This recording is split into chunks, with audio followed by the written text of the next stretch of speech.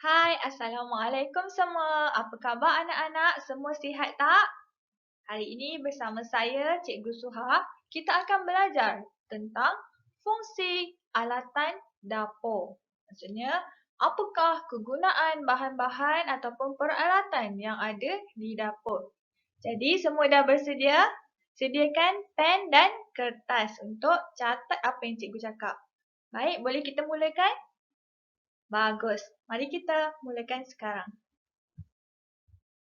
Baik, apakah itu alatan dapur? Alatan dapur ni kita panggil sesuatu bahan ataupun benda yang penting dalam penyediaan sesuatu makanan. Setiap alatan ni harus sesuai dengan fungsinya. Maksudnya setiap alatan tu ada fungsi-fungsi tersendiri. Baik, alatan yang pertama iaitu periuk. Pernah tak tengok kat dapur ada periuk kan? Mak awak ada periuk. Periuk ke pan penggoreng ke, kegunaan dia adalah untuk menggoreng, merebus, ataupun macam-macam lagi. Awak boleh goreng telur, awak boleh masak kari, buat stik guna periuk ataupun pan penggoreng. Ini pula ialah sudip. Sudip ni kita gunakan untuk mengangkat makanan yang dah kita masak. Contohnya kita angkat mi goreng, angkat ikan goreng ke atau apa-apa benda yang kita boleh angkat nak toskan minyak, kita guna sudip. Sudip ada dua, sudip yang ada jaring-jaring ataupun sudip yang tak ada, yang penuh. Itu untuk angkat benda yang berkuah. Ini pula ialah dapur gas. Dekat rumah semua orang akan ada dapur gas ataupun dapur elektrik. Kegunaan dapur ni adalah supaya kita ada api untuk masak. Macam mana nak masak kalau tak ada api kan ataupun haba. Jadi ini adalah dapur elektrik. Gunanya untuk mengeluarkan api dan memanaskan periuk-periuk kita gunanya. Ini pula ialah cerik. Ada cerik elektrik dan cerik biasa. Okey, yang atas ni cerik. Yang ni kan, ni cikgu tunjuk. Ini ialah cerik elektrik. Ini pula cerik biasa yang kita masak atas dapur gas tadi. Kegunaan dia untuk masak air. Kita tak boleh minum air yang mentah. Jadi, kita kena minum air yang dimasak supaya semua kuman-kuman ataupun bakteria tu mati. Jadi air tu selamat untuk kita minum. Faham tak? Bagus. Ini pula ialah pembakar roti. Siapa ada dekat rumah dia pembakar roti? Kita gunakan untuk kita bakar roti tu supaya sedaplah kita makan, dia rangup kan. Kita masuk dalam pembakar roti, kita tekan dalam berapa seminit, 2 minit, dia naik. Maksudnya roti dah siap dibakar. Itulah kegunaan pembakar roti. Ini, siapa tahu apa gambar ni?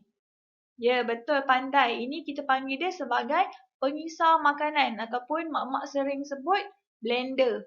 Ini kita guna untuk kisar makanan tu jadi halus. Contoh kan yang gambar atas ni, orang tu dia kisar cili untuk kita buat masakan goreng. Yang bawah ni pula abang ni dia tengah kisar buah-buahan ataupun sayur untuk dia buat jus. Kita gunakan pengisar makanan. Ini pula ialah pinggan. Kalau tak ada pinggan, macam mana kita nak hidang makanan? Betul tak? Jadi, kita kena ada pinggan untuk letakkan makanan kita. Contoh, nak susun nasi goreng ke, nak susun kek ke, kita letak atas pinggan. Ini ialah sudu. Kat rumah semua ada kan? Pernah nampak kan?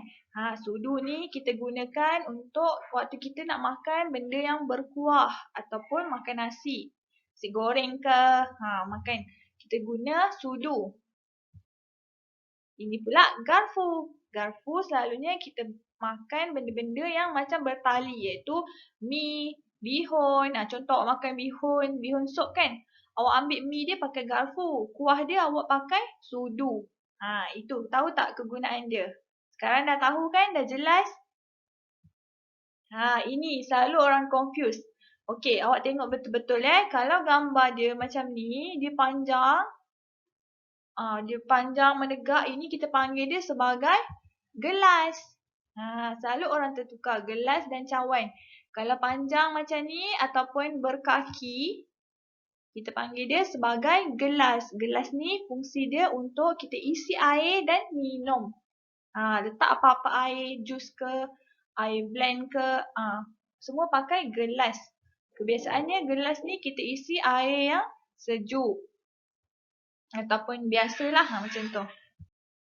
Ini pula baru panggil cawan. Cawan, kebiasaannya kita isi air panas. Contoh air teh ke, air kopi ke, kita bancuh dalam cawan. Kebiasaan cawan kan dia ada tangkai. Ni kita panggil dia sebagai tangkai. Bezanya gelas tak ada tangkai, kalau cawan ada tangkai. Dan dia ada pelapik. Ini pelapik cawan nama dia.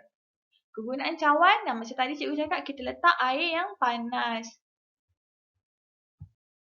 Baik, jadi cikgu rasa semua dapat belajar macam-macam kan jenis peralatan di dapur dan awak tahu apa fungsinya. Jadi nanti awak bolehlah pergi dapur tengok-tengok apa barang yang ada dekat dapur. Jadi itu saja untuk hari ini. Sekian, terima kasih. Bye!